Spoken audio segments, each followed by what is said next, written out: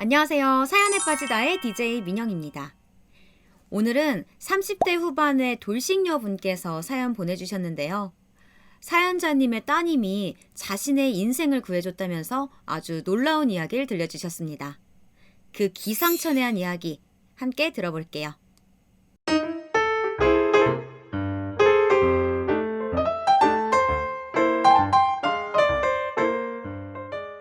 안녕하세요. 저는 곧 마흔을 앞둔 30대 후반 돌싱녀입니다. 저에게는 어린이집에 다니는 사랑스러운 딸이 하나 있습니다. 오늘은 저의 인생에서 가장 로맨틱했고 또 위험했던 순간에 대해 이야기를 해보고자 합니다. 많은 분들의 사연을 듣다가 용기를 내어 털어놓는 이야기이니 미숙한 글솜씨더라도 양해 부탁드릴게요. 먼저 제가 어떻게 이혼녀가 되었는지부터 말씀드려야겠죠. 저는 서울은 아니지만 제2의 도시라고 불리는 큰 도시에서 자랐습니다. 아버지는 회사를 다니시고 어머니는 가정주부셨던 저희 집은 형편이 넉넉하지는 않았지만 그렇다고 또 많이 가난한 것도 아니어서 남들 다니는 피아노 학원, 주산 학원, 서예 학원 등을 다니면서 평범한 학창 시절을 보냈습니다. 저는 무사히 중고등학교를 졸업해 제 고향에 있는 대학 경영학과를 졸업했습니다. 그리고 대기업은 아니지만 나름 탄탄한 중견기업에 취직을 했고요. 처음 시작하는 회사 생활이 떨리기도 하고 걱정도 됐지만 막상 출근을 하자 다들 친절하게 잘 챙겨주시고 또 의외로 제가 주량이 세서 회식 자리도 즐겁게 잘 즐기며 지내게 되었습니다. 대학을 다니면서 편의점이며 빵집 아르바이트 등을 해보긴 했지만 따박따박 월급이 나오는 직장 생활은 처음인지라 저축 계획도 세우고 용돈으로 치마 정장이나 바지 정장 등을 쇼핑하면서 나름 신이 났던 기억이 납니다. 회사에서 저는 회계부였는데요. 가끔 마케팅부와 합동회식을 하곤 하면서 마케팅부 신입사원들과 친해지게 되었습니다. 저보다 2살 어렸던 그 남자 직원은 저에게 취미가 뭐냐고 해서 영화 보는 걸 좋아한다고 하자 그럼 같이 영화관을 가자고 하더군요. 그렇게 저는 그 마케팅부의 연하남과 연애를 시작하게 되었습니다. 그 사람이 바로 제 전남편이었어요.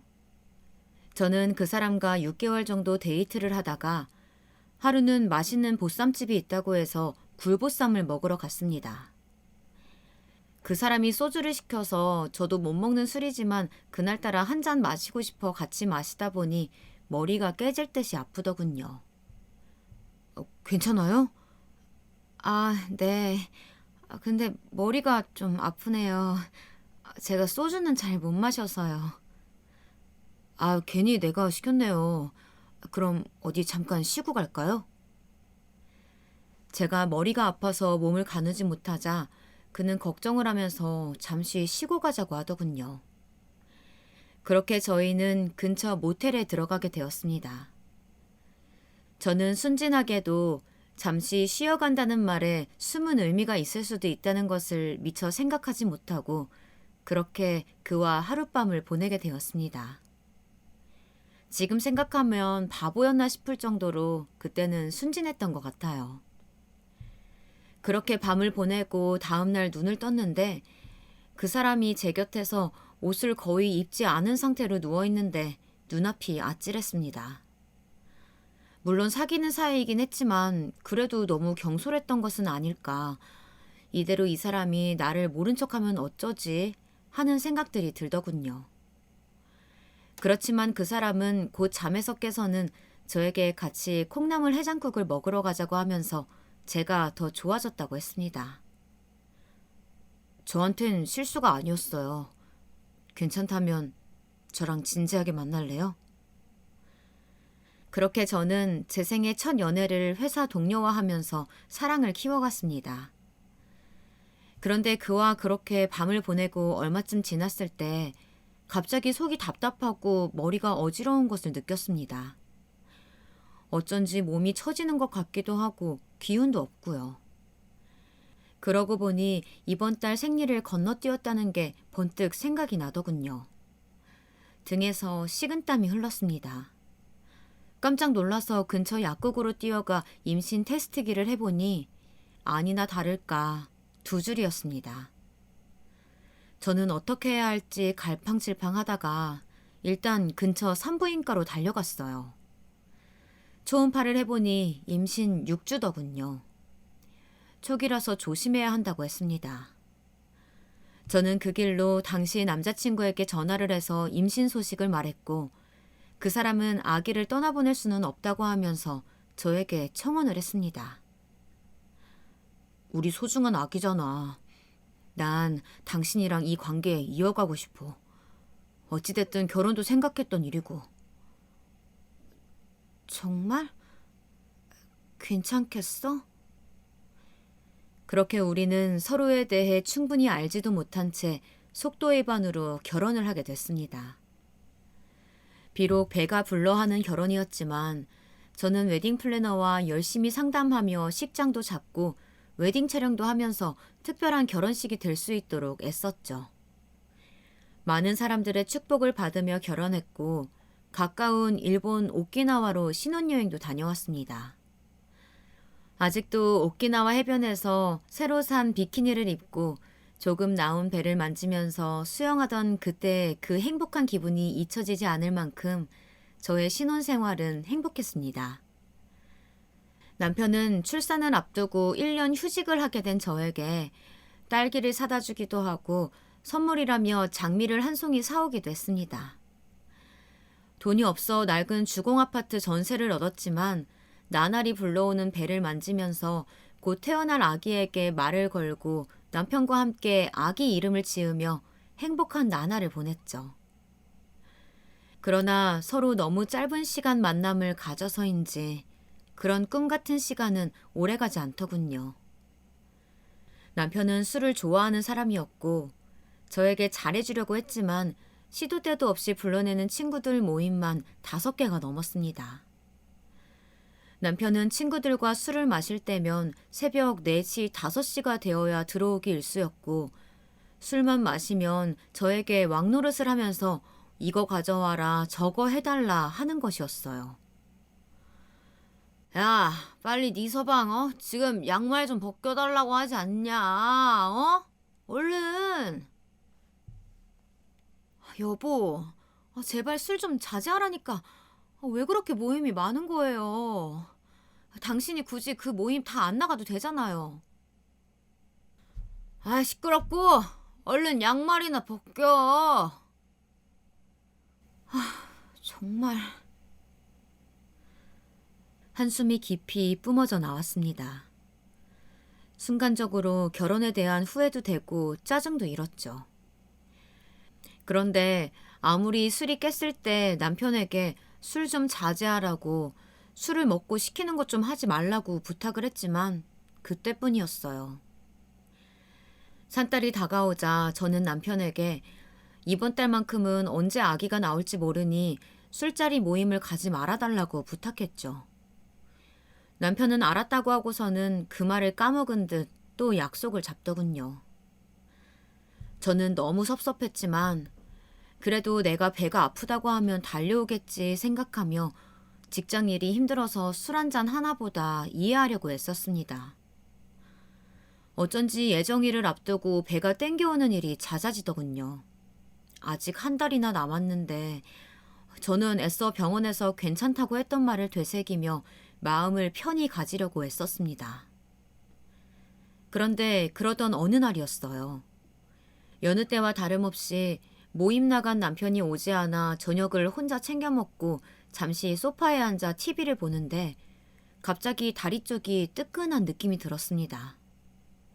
하혈이었습니다. 저는 피를 보는 순간 눈앞이 아찔했어요. 정신없이 당겨오는 배를 부여잡고 남편에게 전화를 했을 때 남편은 연락도 되지 않더군요. 저는 어쩔 수 없이 119를 불러서 병원으로 갔습니다. 수화기로 119 버튼을 누르는 손가락이 덜덜 떨렸던 게 아직도 기억이 나네요. 그렇게 저는 긴급 수술을 하게 되었죠. 너무 위급한 상황이라 수술을 해야 하는데 수술 동의를 해줘야 할 남편은 연락도 되지 않았습니다. 어쩔 수 없이 시부모님께서 달려와 사인을 해주셨죠. 그렇게 힘들게 아이를 낳고 수술 후 깨어나 보니 남편은 그때서야 고주망태가 되어서 병원으로 왔더군요. 병원 의자에 기대어 술에 취해 자고 있는 남편의 얼굴을 보면서 저는 부하가 치밀어 올랐습니다. 또 여자로서 가장 힘들고 또 행복한 순간 술에 취해 있는 이 사람을 믿고 앞으로 어떻게 살아가야 하나 너무 서럽고 속상했습니다. 그래도 그런 우여곡절 끝에 제 뱃속에서 나온 내 새끼는 세상 그 어떤 값비싼 보석과도 바꾸지 않을 만큼 예쁘고 또 예쁘더군요. 이래서 아이를 어른들이 눈에 넣어도 아프지 않다고 말하나 싶었습니다. 그렇게 병원에서 며칠, 조리원에서 며칠 산후조리를 하고 집으로 아기를 데리고 왔는데 그 후로 저의 독박 육아가 시작되었습니다. 엄마 혼자 오롯이 아기를 다 케어하는 것을 요즘 그렇게 말하는데요. 옛날에는 남편이 외벌이로 생계를 책임지고 아내가 육아와 살림을 맡는 것이 당연했지만 요즘은 남녀평등 교육을 받고 자란 시대라서 저는 당연히 조금은 남편의 몫도 있어야 한다고 생각했습니다.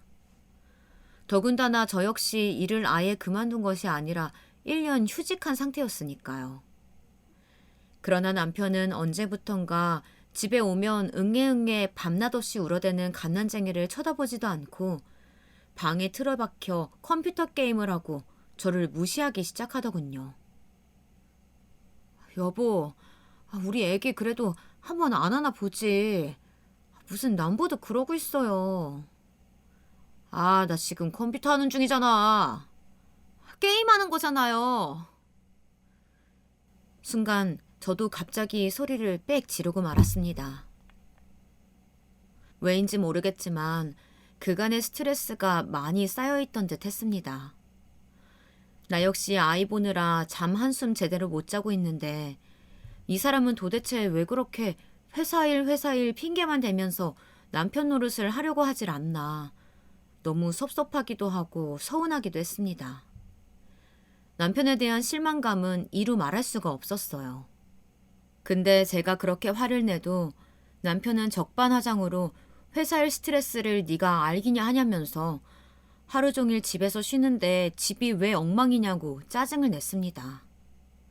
저는 밤낮으로 우는 아기를 혼자 돌보느라 편하게 머리 한 번을 못 감고 화장실조차 편하게 가지 못하고 아기를 안고 볼일을 보던 때였습니다.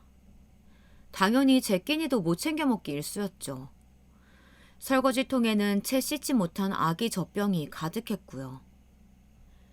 그렇게 1년을 아기가 통잠을 잘 때까지 저는 혼자 모든 것을 감당해야 했습니다. 손목은 이제 보호대 없이 아기를 안을 수 없을 만큼 상했고 아기띠를 너무 해서 척추 5번에 협착이 생겼다고 했습니다.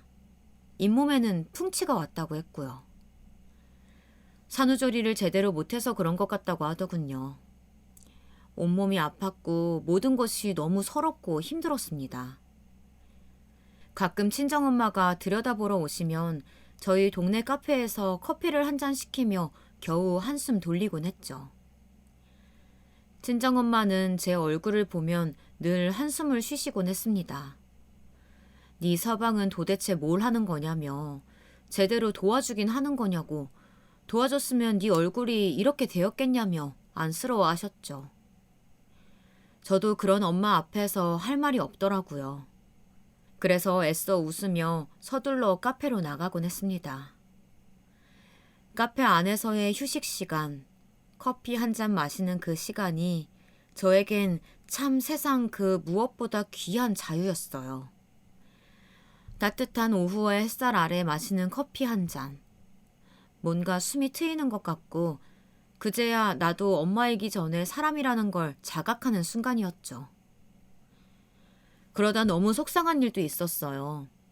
한 번은 머리도 감지 못하고 갑자기 생긴 자유시간에 미용실에 갔는데 미용사가 그러더라고요. 머리 안 감고 이렇게 지저분하게 다니시냐고요.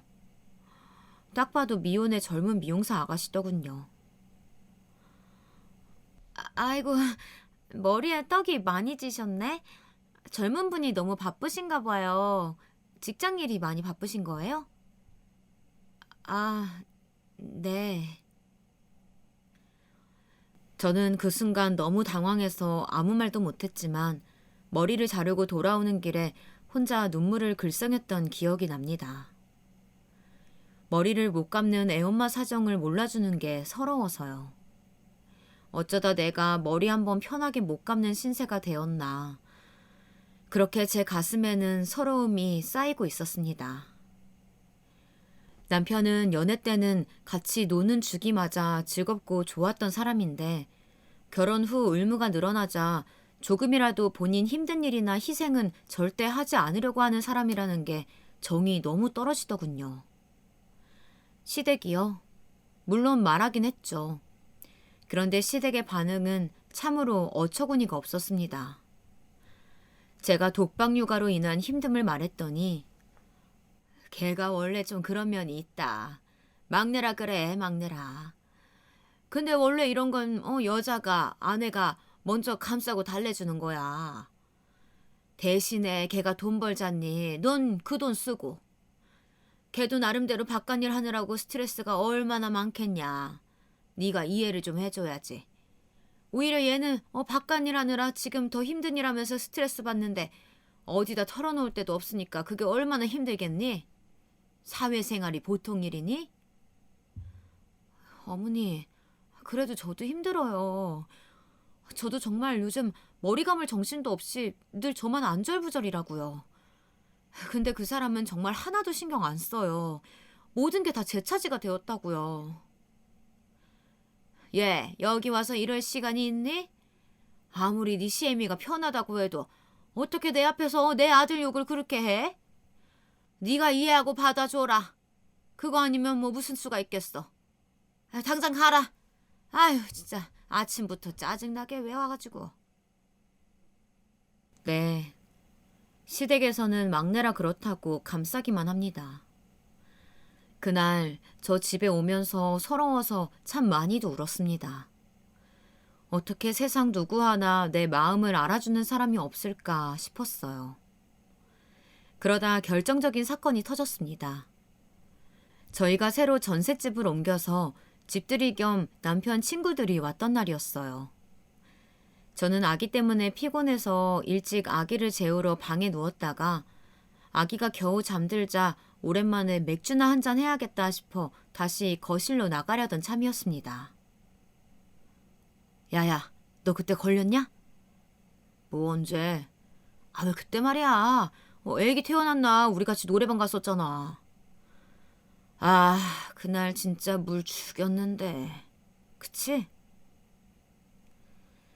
그 이야기에 순간 발이 멈추더라고요. 피가 차갑게 식으면서 남편이란 놈을 똑바로 바라보았습니다. 당신, 그게 지금 무슨 말이야? 내가 애 낳던 날 노래방 갔던 거였어? 아, 여보, 그게 아니라, 야, 너 왜 쓸데없는 소리라고 그래?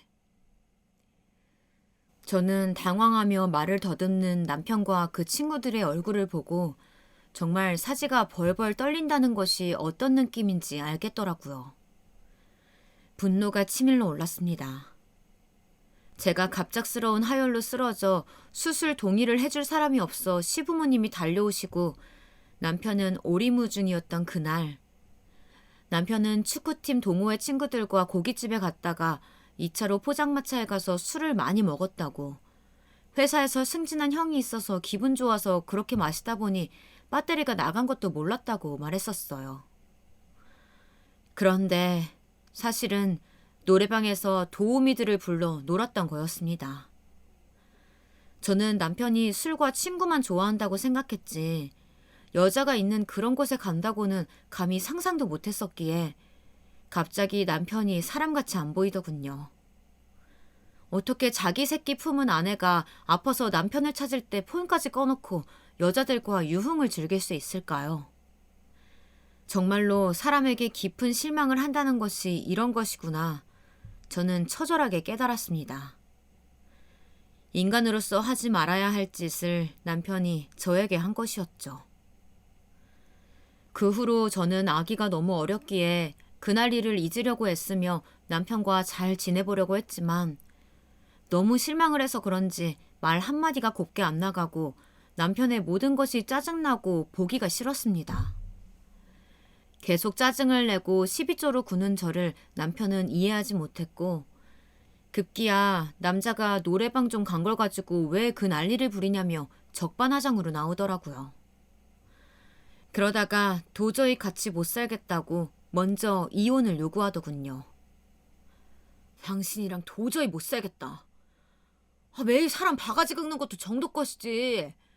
그깟 내 키우는 게 뭐가 그렇게 힘들다고 맨날 나한테 잔소리해. 나도 싫어. 나도 당신이 이런 사람인지 몰랐고 애초에 이런 사람인 줄 알았으면 결혼 자체를 안 했을 거야. 뭐라고? 이혼? 우리 애는? 애는 어쩌라고. 무임이 낳아놓은 걸. 난 책임 못 져. 어차피 당신이 키우고 싶을 거잖아. 당신이 키워. 아빠 없는 애로 만들라고? 그럼 나보고 어쩌라고. 네가 그럼 잘 좀 하든가. 또 승질나게 하고 있네 이거. 본인이 이혼당할 상황인데 자기 잘났다고 펄펄 뛰는 꼴을 보니 정말 어이가 없었습니다. 물론 저 역시 좋은 낯으로 밝은 미래를 꿈꾸며 남편과 더는 살 자신이 없었죠. 그렇게 감정의 골이 깊어진 저희 부부는 합의 이혼을 하게 됐습니다. 아이가 어리고 제가 회사를 다니고 있는 상태였기에 양육권 친권은 제가 가져왔습니다. 졸지에 저는 돌이 다 된 아기를 둔 돌싱이 되었죠. 그 전에는 주변 주인 중 누가 결혼 몇 년 만에 아기를 데리고 이혼했다더라 그런 소리 들으면 저도 그랬습니다. 어지간하면 좀 참지. 아기도 있는데 이혼해서 어떻게 사나. 남자들 사고 치는 거 한두 번이냐. 라고 말이죠. 그런데 제가 겪어보니 도저히 얼굴만 봐도 화가 치밀고 정이 떨어진 사람하고는 하루도 더 살 수 없더군요. 그저 하루를 살더라도 마음 편히 아기와 행복하게 살고 싶은 마음뿐이었습니다. 그리고 다행히 저에게는 복직할 회사가 있었으니까 먹고 살 문제도 해결 가능했죠. 그러나 사내 커플이었기 때문에 이혼 후 복직을 하니 저를 바라보는 사내 시선이 곱지 않았습니다. 이상하게도 잘못한 건 제가 아닌데 모든 시선은 저를 향했고 저의 모든 행동이 이슈가 되더군요. 근데 누가 잘못한 거래? 아무래도 여자 쪽인가? 잔소리가 그렇게 심했다고 하던데. 정말? 하긴 어제도 히스테리 부리는 거 보니까 그런 거 같긴 하더라. 원래 좀 성격이 깐깐한 편이잖아. 맞아. 나도 둘이 결혼한다고 했을 때부터 불안불안했어. 결국 일이 난 거지. 회사 탕비실에서 직원들이 저를 두고 하는 소리를 우연히 듣게 되었는데 너무도 서러웠어요.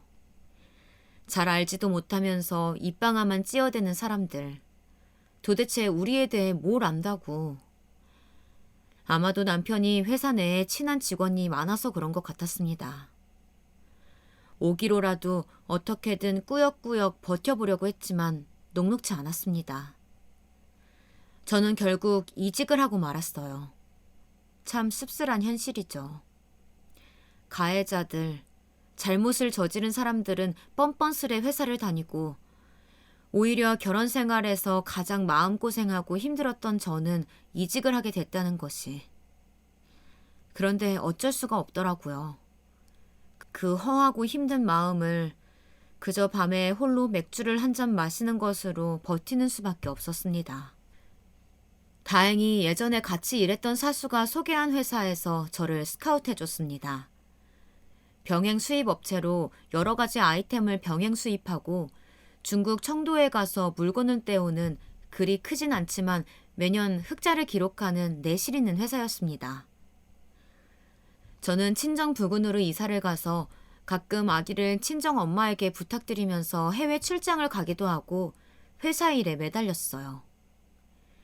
일할 곳이 있고 아껴 쓰면 아기와 내가 입에 풀칠할 수입이 있다는 게 그때는 너무 감사했습니다. 하루하루 바쁘고 정신이 없었지만 퇴근 후 피곤한 몸을 이끌고 집에 와서 아기를 안아주고 함께 잠들 때면 아기 눈동자에 비친 저는 웃고 있었습니다. 아가의 별처럼 반짝이는 눈을 보면 모든 피곤이 씻기는 듯 했어요.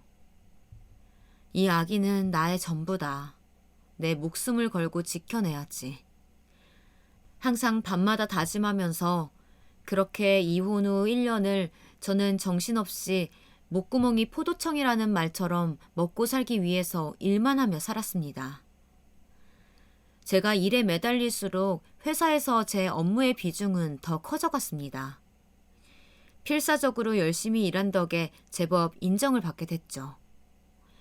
이제 중국 청도에 가서 중요한 물건을 픽업해 올 때 대표님은 저를 대동하시곤 했어요.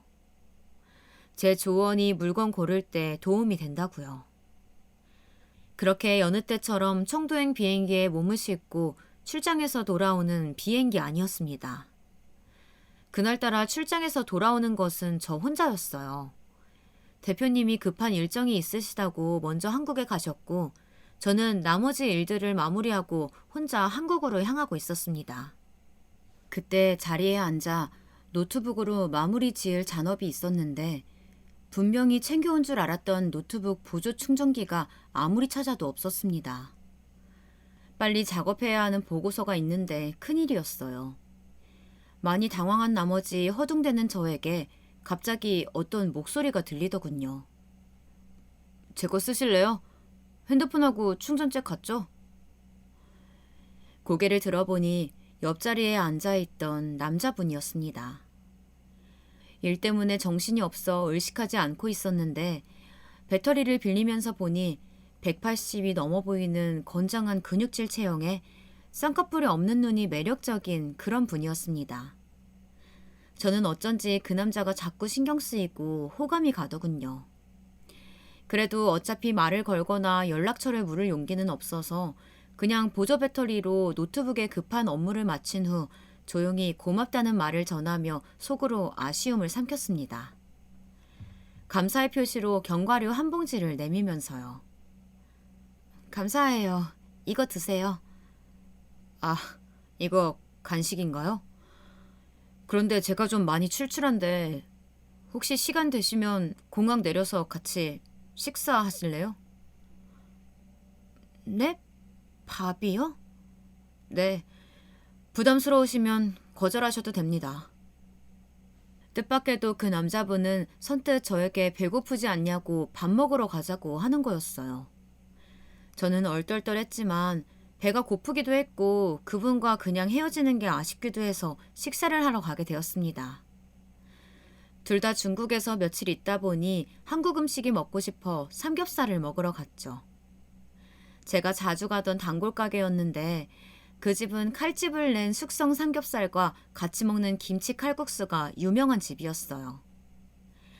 한국에 막 돌아와 먹는 삼겹살 맛은 정말 기가 막히더라고요.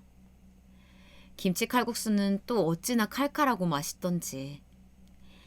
그렇게 처음 본 남자와 맥주도 한잔 시키고 이런저런 이야기를 나누다 보니 아가씨 때 소개팅하던 느낌도 나고 기분이 퍽 좋았습니다. 그분은 중국을 오가며 부동산 사업을 한다고 자신을 소개했어요. 중국 쪽에서 자본을 들여와서 제주도며 한국에서 건물을 짓고 펜션 사업을 할 것이라고 했습니다. 누가 봐도 호감 가는 인상의 재력가라 인기가 많으시겠다고 하자 그 남자는 일만 해서 아는 사람도 없다고 멋쩍게 웃더군요. 저는 그 웃음이 순박해 보여서 더 정이 갔습니다. 중국을 오가며 업무를 본다는 점에서 저희는 동질감을 느꼈고 이런저런 이야기를 한참 했어요. 술이 들어갈수록 즐겁고 또 그 사람이 잘생겨 보이더라고요. 그렇게 즐거웠던 식사가 끝나고 헤어지면서 그분은 또 보자며 자신의 명함을 줬습니다. 그 후 저는 아이를 키우며 일주일에 한 번 정도 그 남자와 데이트를 했어요. 그분은 재력가답게 아주 비싼 외제차를 타고 데이트를 할 때면 예약을 해야지만 갈 수 있는 고급 식당으로 절 데려갔습니다. 때로는 선물이라며 명품을 사주기도 하고요. 저는 처음에는 부담스럽다고 거절하기도 하고 무리해서 저도 대접을 하기도 했었는데 그분은 이런 걸 돌려받으려고 대접하는 게 아니라고 그저 웃는 모습이 좋아서 그렇다고 쑥스러워 하더라고요. 그리고 괜찮다면 서로 부담 없이 남친, 여친 하자고 조심스럽게 제안을 하시는 거였어요. 그렇게 저희는 자연스럽게 사귀게 되었습니다. 제 처지가 아기도 있고 돌싱인 입장이라 조심스러웠지만 그분은 다 괜찮다고 이 나이쯤 되면 그런 거 신경 쓸 일도 없다며 제 마음을 편하게 배려해 주셨어요. 3살 연하였던 전 남편과는 달리 5살 연상이라 실제로 듬직하고 제가 많이 의지할 수 있어서 좋더군요.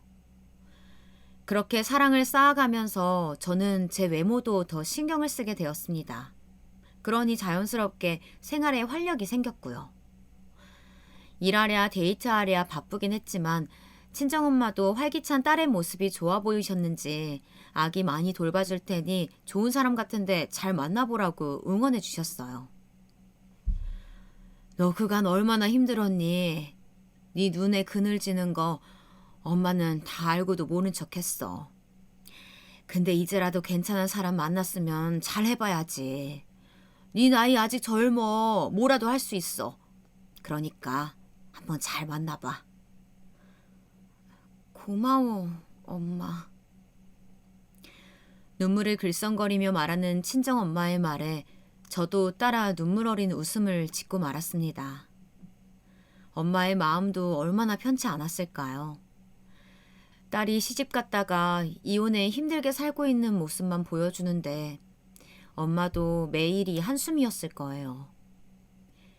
그러다 만난 지 6개월 정도 되었을 때 남자친구는 짓고 있는 펜션 부지를 보여주겠다면서 겸사겸사 데이트하자며 저를 제주도 별장으로 초대했어요. 회원권이 없는 사람은 이용도 할 수 없는 최고급 숙박업소더라고요. 저는 이제 아장아장 걸으며 옹알이를 한창 하는 딸아이를 그때 처음으로 데리고 갔어요. 남자친구도 아기를 보고 싶어 했고 오랜만에 제주도를 가는데 딸에게도 좋은 경치를 보여주고 싶었거든요. 이제 엄마뿐 아니라 좋아, 싫어 등의 말도 잘하고 아장아장 잘 걷는 3살 딸아이의 부쩍 자란 모습을 보니 지나가는 시간이 아쉽기도 하고 일하느라 아기 곁에 많이 있어주지 못했다는 슬픈 마음도 들었습니다. 이혼을 하고 난 후 항상 모든 생각의 끝에는 내가 이혼을 하지 않았다면 어땠을까 라는 후회인지 미련인지 알 수 없는 감정이 항상 들었습니다. 그리고 그럴수록 지금 내가 혼자였다면 더 외로웠겠지 싶었죠. 남자친구가 옆에 있고 또 그 사람 형편이 나쁘지 않아 함께 누릴 수 있는 모든 것이 좋았습니다. 사실 제주도를 오기 전날 남자친구가 갑자기 밤 11시에 저희 집 앞에 왔다면서 잠시 보고 싶다고 하는 것이었어요. 저는 당황했지만 기분이 좋았습니다. 한 번도 이렇게 서프라이즈로 찾아온 적은 없었거든요. 그래서 급히 옷 매무새를 만지고 마침 그날 자고 가기로 했던 친정엄마에게 아기를 부탁하고 집 앞에 있는 남자친구의 차로 갔어요. 남자친구는 잠시 드라이브를 하자면서 저를 근처 호숫가로 데리고 갔습니다.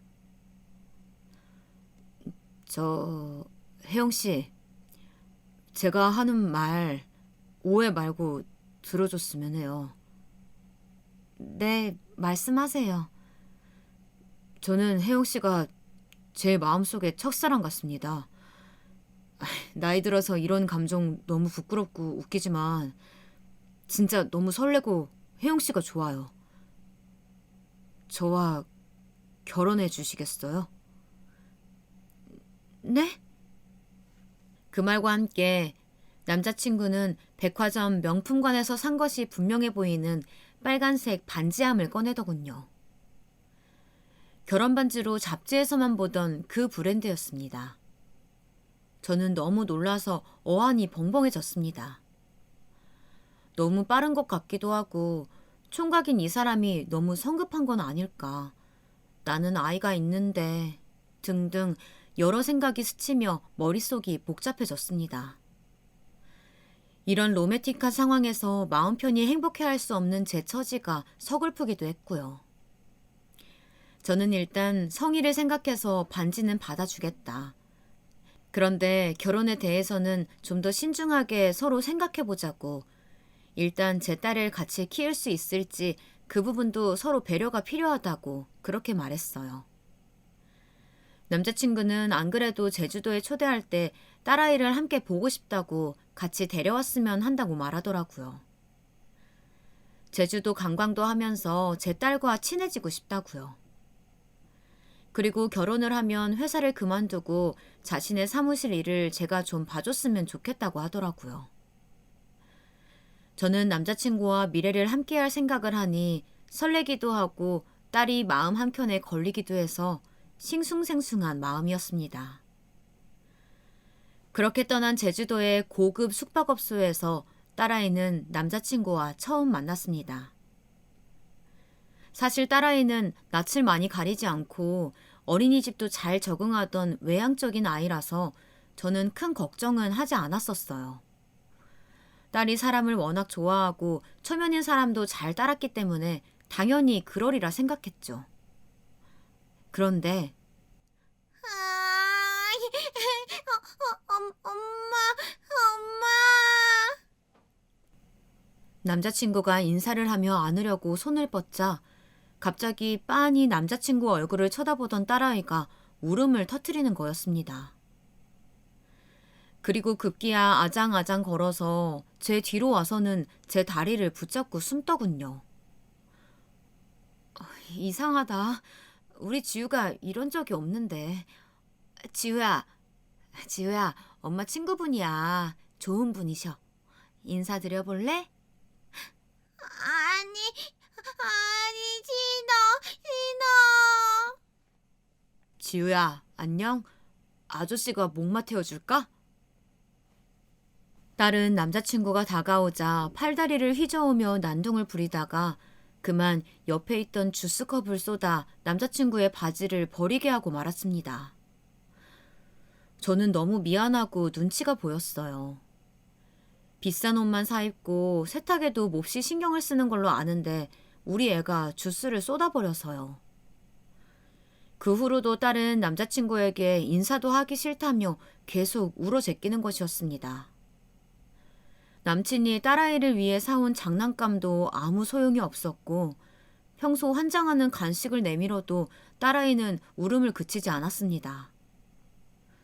저는 고급 숙소까지 마련해주고 호의를 베푼 남자친구를 보기에 너무 민망하고 딸이 야속했습니다. 등에서 약간 식은땀이 나더군요. 다행히 남자친구는 아기들이 어리다 보니 그런가 보다 하면서 원래 자기가 눈썹이 진해서 무서워 보이는지 아기들한테 인기가 없다고 웃으며 신경 쓰지 말라고 말했어요. 그리고 업무상 볼 일이 있어서 잠깐 나갔다 올 테니 숙소에서 쉬고 있으라고 당부를 했습니다. 이따 같이 펜션 짓는 부지에 가보자고요.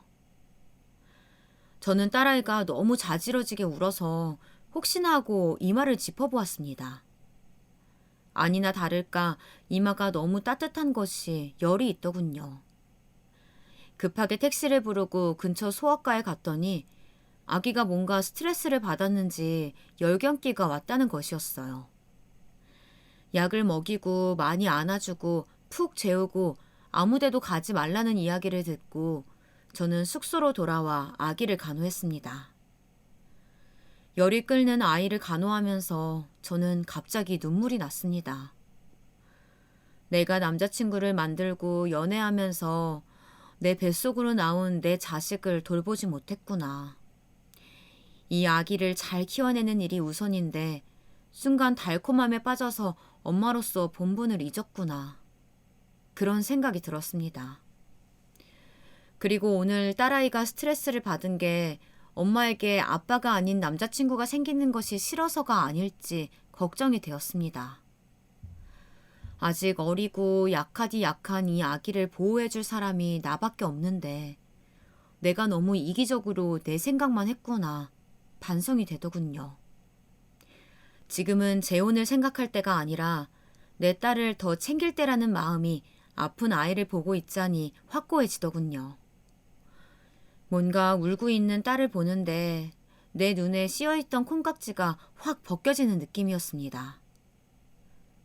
그래, 이건 아닌 것 같아. 마음을 달리 먹자. 그래서 볼일을 마치고 돌아온 남자친구에게 말했습니다. 당분간은 연애만 하고 싶다고. 내가 잠시 당신이 너무 좋아서 엄마라는 본분을 잊었었다고. 아기에게 좀 더 신경 써주고 서서히 아이가 우리 관계를 받아들일 수 있게 하는 게 좋겠다고요. 미안해요. 근데 나는 내 아이가 더 우선이에요. 그러니까 결혼, 그 문제는 조금 미루는 게 좋겠어요. 남자친구는 미묘한 표정으로 제 말을 듣더니 하는 수 없다는 듯 자신이 좀 더 기다리겠다고 하더군요. 그러면서 지금 약을 먹고 딸아이가 잠들었으니 룸서비스로 와인과 스테이크를 시켜 못다한 데이트를 하자고 했습니다. 그렇게 우리는 딸아이 때문에 외출하지 못한 아쉬움을 달래며 고급 와인과 입에 살살 녹는 한우 스테이크를 씹으며 즐거운 대화를 나눴습니다. 그런데 한참 신나게 대화를 나누고 있는데 남자친구가 급한 전화를 받더니 뭔가 문제가 생겼는지 언성을 높이며 짜증을 내는 것이었어요. 아니 김 실장, 일 처리를 왜 이렇게 해? 내가 전에도 이러지 말라고 했잖아. 그래, 무슨 방법 없겠어? 언제까지라고? 응, 알았어. 일단 내가 알아볼게. 그러고는 전화를 끊더니 아무 말도 없이 긴 한숨을 내쉬면서 그저 와인만 들이켰습니다. 저는 걱정이 되어서 도대체 무슨 일이냐고 물어봤죠. 혹시 뭐 도울 일이 없냐는 말과 함께요. 한참을 말을 할까 말까 망설이던 남친은 마침내 이야기를 시작했습니다. 회사에 급하게 자금을 조달할 일이 있는데 지금 중국 정부에서 외국으로 돈을 붙이는 것에 제한을 둬서 돈이 묶여버려 한 달 정도 융통할 1억 정도가 부족하다는 거였어요. 그러면서 넌지시 저에게 돈이 혹시 없냐고 묻는 것이었어요. 1억이나요? 네, 미안해요. 이런 부탁해서. 근데 지금 나도 여러 군데 돈이 묶여 있어서 1억 정도면 될 것 같은데. 저는 갑자기 돈 이야기가 나와서 당황했지만 이 사람이 그동안 나에게 보인 마음이 있는데 어떻게든 도와주고 싶어 제가 융통할 수 있는 돈은 현실적으로 1,000만 원 정도인데 그 정도 돈이라도 도움이 되겠냐고 물었습니다. 남친은 비상 상황이라 1, 2천이라도 좋으니 당장 좀 빌려달라고 하더군요. 남자친구 본인 돈도 묶여 있는데 정 안 되면 그거라도 깨야겠다고 하면서요. 전 부동산 일을 하는 사람이 생각보다 융통할 자금이 없는 것이 좀 이상했지만 뭐 1,000만 원 정도는 그동안 저에게 선물 공세했던 명품 선물들 가격 정도 되는 돈인지라 비상금으로 가지고 있던 1,000만 원을 내일 집으로 돌아가면 붙여주기로 했습니다. 걱정 말아요. 내일 바로 보내줄게요. 지금은 안 될까요? 인터넷 뱅킹으로요. 상황이 급해서. 남친은 많이 급한지 인터넷 뱅킹이나 폰 뱅킹은 안 되냐고 했지만 제가 게으른 탓에 공인인증서 갱신 기간이 지나서 은행으로 방문해야 이체가 가능했거든요. 그렇게 저는 둘러보기로 한 펜션 공사 현장도 가보지 못하고 종일 아기 간호만 하다가 그냥 다음날 비행기를 타고 남친보다 먼저 집으로 돌아왔습니다. 모처럼의 제주도 여행이었는데 남자친구도 무척 아쉬워했죠. 하지만 아이가 아파서 별 수 없었습니다. 간신히 아픈 딸아이를 데리고 집으로 돌아오니 손주가 아프다는 소식에 걱정이 된 친정엄마가 집에 와 계셨어요. 집으로 돌아와 은행에 간다고 나서려고 하는데 엄마가 나가는 김에 백화점에 좀 다녀오라고 하셨어요. 엄마는 다음 주에 동창회에 갈 건데 마땅한 가방이 없다며 남자친구가 저에게 선물했던 가방을 내보이면서 이거 딸아이가 끌고 다니다 놀다가 가방 가죽 모서리가 까였다면서 AS 받는 게 좋겠다고 하셨습니다. 전 은행 가는 길에 들르겠다고 하고 집을 나섰죠. 은행 가는 길에 백화점이 있어 먼저 들러 가방 브랜드 매장을 찾아 AS 접수를 했습니다. 평소 명품을 즐겨하지 않는 저이기에 으리으리한 매장에 좀 기가 죽기도 하고 어쩐지 어색해서 쇼핑하는 사람들과 물건을 구경하며 엉거주춤 서 있는데 곧 있으면 접수가 끝난다고 기다리라고 했던 직원이 당황한 얼굴빛으로 매장 총괄 책임자를 데리고 오더군요. 그러더니 그 매장 매니저라는 사람이 저를 보면서 하는 말이 고객님, 이 가방은 죄송하게도 저희 브랜드 제품이 아닙니다. 라고 말하는 거였어요. 저는 너무 당황해서 그게 무슨 말이냐고 했는데 직원은 앵무새처럼 저희 본사 제품이 아니니 AS가 안 된다고 하는 것이었어요. 제가 그럼 가품이라는 말이냐고 따져 물었더니 처음 저를 응대한 직원이 살짝 고개를 끄덕였습니다. 가품이라고요? 네, 고객님. 죄송합니다. 저는 안 그래도 익숙치 않은 명품 매장에 기가 죽었는데 물건이 가품이라는 소리를 듣자 무시를 당한 기분이 들어 화가 나더군요. 당장 그 길로 고객 서비스 센터에 가서 직원들의 응대 태도에 실망했다고 클레임을 걸고 가품 여부를 정확히 확인하려면 어디로 가야 하냐고 물어서 명품 감정하는 곳을 찾아갔습니다. 중국에서 부동산 사업하는 제 남자친구가 가품을 사서 저에게 선물했다니 말도 안 되는 일이었어요. 바로 전화를 돌려 찾아간 명품 감정하는 곳의 감정사분은 가방을 이리저리 살피시더니 이 가방은 정교하게 잘 만들어진 S급이긴 하지만 이미테이션이라고 하더군요. 저는 너무 놀라서 확실한 거냐고 따졌습니다. 그럴 리가 없다고 말씀드렸죠. 아이고, 선물 받고 오시는 분들 중에 이런 분들 꽤 있어요. 근데 여기 잘 보세요. 감정사분은 선물 받고 오시는 분들 중 가품이 덜어 있는데 가방을 잘 보시면 바느질 마무리 부분이나 로고 염색 등이 정품과 미묘하게 다르다고, 가죽 결이 정품과 다르다고 했습니다. 저는 너무 놀라서 마침 손가락에 끼고 있던 반지도 빼서 감정을 부탁드렸어요. 감정사분은 반지를 돋보기로 세밀하게 살펴보더니 시리얼 넘버의 숫자나 각인이 정교하지 못하고 이 브랜드는 로즈골드 색상이라도 사실상 옐로우 골드와 별 차이가 없는데 이 반지는 너무 로즈골드빛이 강하다며 역시 가품이라고 판정했습니다. 말도 안 돼. 저는 다리에 힘이 풀려서 명품 감정하는 곳을 나와 한참을 길에 앉아 있었어요. 뭐가 뭔지 알 수가 없었습니다. 남자친구가 그동안 보여준 재력으로 볼 때 가품을 살 리가 절대 없는 사람이었는데 머리 끝에서부터 발끝까지 소위 명품이라고 하는 브랜드를 걸치고 다니는 사람인데 다들 가품이라고 하니 혼란스러웠습니다. 도저히 그 사람이 가품까지 사서 진품인 양 저의 환심을 살 필요가 뭐가 있었을지 모르겠더군요. 제가 그런 사치품을 좋아하는 것도 아니고 그런 것들을 사달라고 졸랐던 것도 아닌데 말이죠. 그때 전화벨이 울렸습니다. 바로 남친이었어요. 여보세요? 네, 혜영씨. 별일 없죠? 점심 먹었어요? 애기는 좀 어때요? 네, 이제 좀 괜찮아졌어요. 저는 잠깐 볼일 보러 나왔어요. 아, 그래요? 근데 혜영씨, 혹시 오늘 안에 1,000만 원 좀 보내줄 수 있을까요?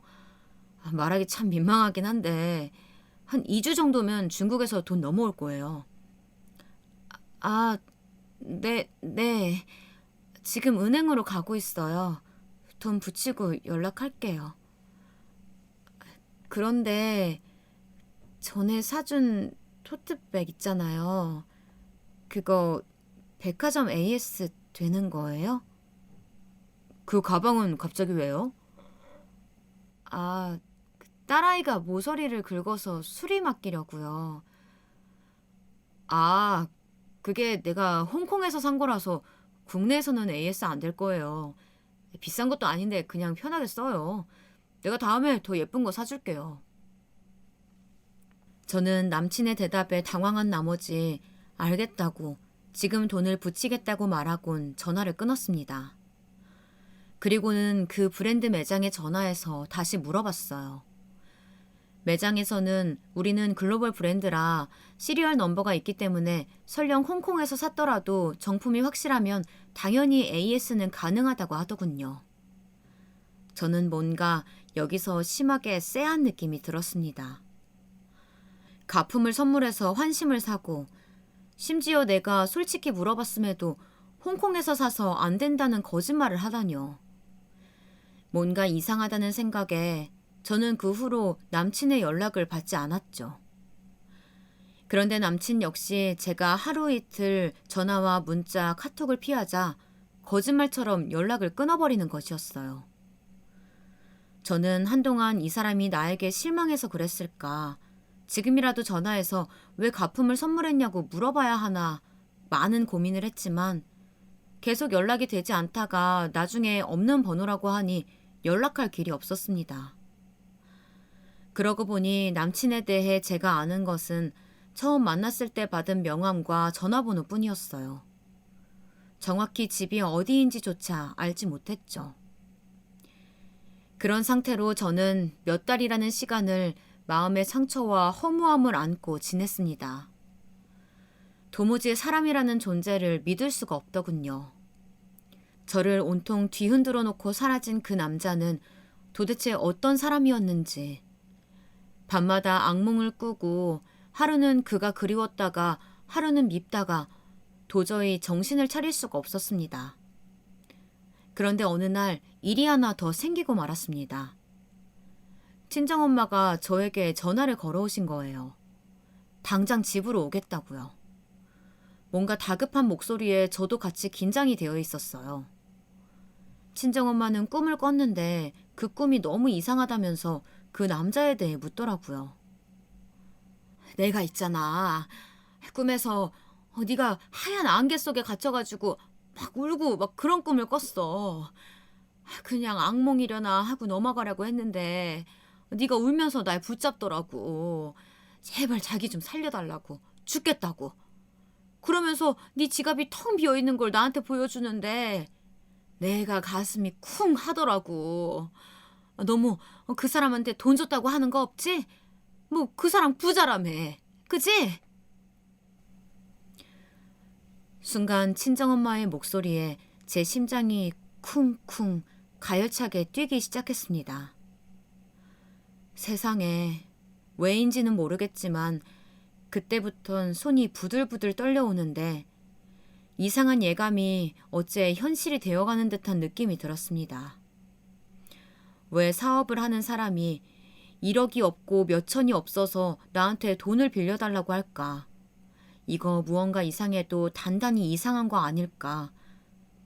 친정엄마는 제 얼굴을 보더니 걱정스레 한 번 더 무슨 일 있는 거 아니냐고 물었지만 일단 걱정을 떠안겨드리기 싫어 아니라고 고개를 젓곤 혼자 어떻게든 마음을 다독이려고 하고 있었습니다.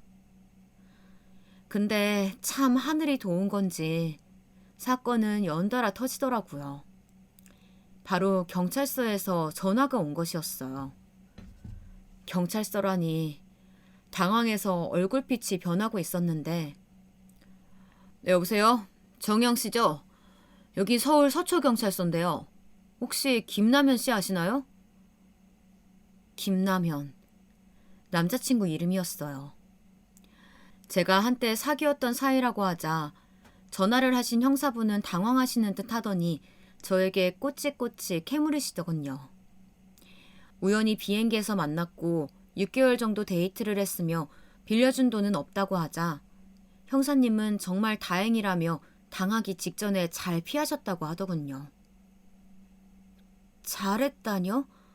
무슨 말씀이세요, 그게? 로맨스 스캠이라고, 그런 수법의 일종이라고. 여자 꽃뱀이 살랑거려서 남자들 돈 빼내는 것처럼 요즘은 돈 많은 남자인 척 훈훈한 외모로 접근해서 결혼하자는 달콤한 말을 하고 돈을 잠시 융통해달라고 사기를 친다는 거였어요. 제가 알고 있는 김남현이라는 이름도 가명이고 그 사람은 부동산 사업을 하는 사람이 아니라 그저 과거에 호스트바에서 일한 적이 있는 백수 사기꾼이라고 하더라고요. 중요한 사건에 연루되어 있어 경찰이 쫓던 차에 전화번호 통화 목록을 압수해 저에게 연락하신 거라고요. 그 사람 무서운 사람입니다. 어쨌든 피해 입은 사실이 없다고 하니 다행이네요. 그러면서 저처럼 그 남자에게 돈을 빌려주거나 그럴 뻔한 여자들이 10명이 넘는다면서 조심하라고 당부를 남기고 전화를 끊으셨습니다. 10명이 넘는다니 순간 온몸에 소름이 돋았습니다. 맥이 탁 풀려 그만 주저앉고 말았죠. 저는 그때 통화하면서 느낀 그 쎄함이 사실로 드러났다는 것에 놀랐습니다. 그리고 제 딸아이가 저를 위기에서 구해준 것 같은 기분이 들었어요. 딸은 뭘 알았는지 그 사기꾼 남자친구를 보자마자 울어제끼고 또 그놈이 진품이라고 속여 선물한 문제의 가방을 긁어 가품인 것을 알게 해주었으니까요. 우연이라고 하기엔 너무나 신기하고 이상한 일이었습니다. 그렇게 전 1,000만 원을 날릴 뻔한 위기를 겪고 저는 큰 마음의 상처를 받았지만 애써 잊어가며 회사 일과 아이 키우기에 열중을 하고 있었습니다. 그런데 그 사기꾼 놈이 몇 달 만에 전화가 오더군요. 정말 염치 없고 뻔뻔하게도 말입니다. 여보세요? 잘 있었어요, 혜영씨? 나 회사 일 때문에 법적인 문제가 걸려서 당분간 중국에 있었어요. 경황이 없어서 제대로 연락 못했네요. 미안해요. 아, 그랬어요? 네. 나 혜영씨가 너무 보고 싶어요. 혜영씨는 나 안 보고 싶어요? 우리 여행 간 거 참 좋았는데. 그쵸? 바쁜데도 자꾸 혜영씨 생각이 나더라고요. 이 인간이 도대체 어디 숨어서 이런 말들을 해대는 건지, 아직 경찰에 붙잡히지 않은 건지 여러 생각이 들더군요. 그런데 그 순간 제 마음속에 화가 일어나면서 이 뻔뻔한 인간에게 복수까진 아니더라도 날 물러보고 속인 값은 제대로 치르게 하고 싶더라고요. 그래서 저도 아무것도 모르는 척 대화를 이어나갔습니다. 그래요?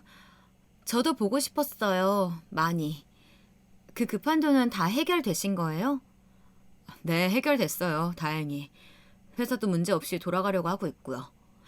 우리 만나요. 내가 집 앞으로 갈게요. 집 앞으로 온다고 하더군요. 그래서 전 그러라고 하곤 바로 제가 연락받았던 형사님께 다시 전화를 걸었습니다. 이 인간과 만난다고 말했어요. 자세한 시각과 장소까지 전달한 뒤 전화를 끊었는데 그 순간부터 속이 두근두근 긴장감으로 떨리더라고요. 불보듯 펼쳐질 상황이 그려지기도 해서 입술을 꼭 깨물고는 그를 기다렸습니다. 역시나 약속한 시간, 장미꽃인지 뭔지 한아름 들고 와선 보고 싶었다며 다짜고짜 저를 안으려는데 전 슬그머니 피했습니다. 근데 그러면서 살짝 그의 차림을 보니 이상하게도 전보다 약간 허름하더라고요. 아마도 도망자 신세이니 그런 것 같았습니다. 이젠 가품 살 돈도 없었던 건지. 허름한 차림으로 보고 싶었느니 이런 말들을 늘어놓는데 그 다음 순서는 돈인 것 같았습니다. 또 사업 핑계로 돈을 달라는 그런 말일 게 뻔했죠. 그때 약속한 듯 뒤에서 형사님으로 보이는 분들이 등장했고 당황한 나머지 그 사기꾼 놈팽이는 절 쳐다보았죠. 이게 무슨... 저기요, 회사 일이요? 호스트시라면서요. 이름도 가짜라면서. 내가 돌싱이라니까 만만했어요? 명품이라곤 써본 적 없는 것 같으니까 가짜 사줘도 모를 것 같았냐고. 이 나쁜 자식아, 깜빵에서 평생 썩어. 말을 하면서도 은근히 속이 시원했습니다. 그전까진 사기꾼 놈만 생각하면 패 죽이고 싶단 생각까지 들었는데 이제야말로 제 값을 치르게 된 사기꾼 놈을 보니 몇 달 얹힌 게 쑥 하고 내려가는 느낌이 들었습니다. 그놈은 원망스런 눈초리로 절 보았고 형사님은 감사하단 말을 건네셨죠. 아무쪼록 그 사건이 마무리되고 전 여러 가지 생각을 하게 됐어요. 사실 이런 사건들 뉴스에서나 아니면 드라마에서나 볼 법한 일들이잖아요. 그런데 이런 일이 제게도 일어났다는 게 신기하기도 하고 또 분하기도 했어요. 사기칠 사람이 없어서 아기 키우면서 혼자 살아가는 돌싱녀한테 사기를 치다니. 또 한편으론 그런 생각의 끝에 겉으로 보이는 화려함에 관심 없다고 하면서도 나도 모르게 그런 모습에 현혹되었던 게 아닐까 스스로를 반성도 했습니다. 무엇보다 중요한 것은 이 모든 순간에 위기에 빠질 뻔한 나를 이제 고작 3살 먹은 제 딸아이가 구해줬다는 거였죠. 그래서 저는 그날 밤 집에 돌아가 곤히 잠들어 있는 딸아이를 하염없이 바라보며 결심했습니다. 앞으로는 다른 데 한눈 팔지 않고 제 곁에서 웃고 있는 이 딸아이의 미소를 지켜주기 위해서만 살겠다고요. 그것이 앞으로 남은 내 삶의 이유라고 말입니다. 여러분, 요즘 살기가 각박하다 보니 보이스피싱이다 뭐다 사기 수법도 교묘해지고 별의별 놈들이 남의 돈을 뜯어먹으려고 한다고 해요.